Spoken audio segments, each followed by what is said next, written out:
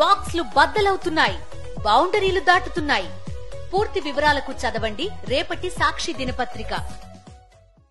Tollywood hero Sudheer Babu lead role చేసిన cinema మా నాన్న సూపర్ హీరో ఇటీవల టీజర్ను లాంచ్ చేసిన సందర్భంగా తన తండ్రి పోసాని నాగేశ్వరరావు గురించి చెప్తూ స్టేజ్ పైనే ఎమోషనల్ అయ్యాడు.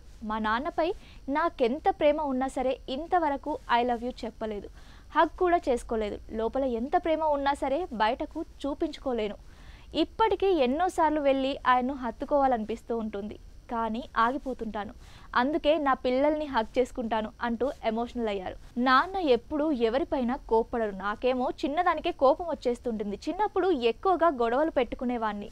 దీంతో అమ్మ నాన్న నువ్వు మాకు పుట్టలేదు, అడవిలో దొరికావు అని చెప్పేవారు. 12వ తరగతికి వచ్చేదాకా అదే నిజమని నమ్మాను. మా ఫ్రెండ్స్తో కూడా అలానే చెప్పేవాడిని అని చెప్పారు. నాకు 7 ఏళ్ల వయసు ఉన్నప్పుడు నాన్న అప్పు చేసి మరీ పెస్టిసైడ్ షాప్ పెట్టారు. ఉదయం 9ంటికి వెళ్ళి రాత్రి 12 గంటలకు వచ్చేవారు. అలా 7 ఏళ్ల పాటు కష్టపడ్డారు.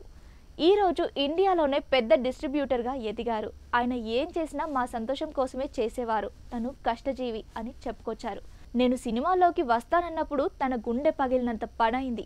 అదృష్టవశాత్తు ఇండస్ట్రీలో నాకంటూ ఓ స్థానం సంపాదించుకున్నాను అని సుధీర్ బాబు భావోద్వేగానికి లోనయ్యాడు. మా నాన్న సూపర్ హీరో మూవీ అక్టోబర్ 11న థియేటర్లలో విడుదల కానుంది.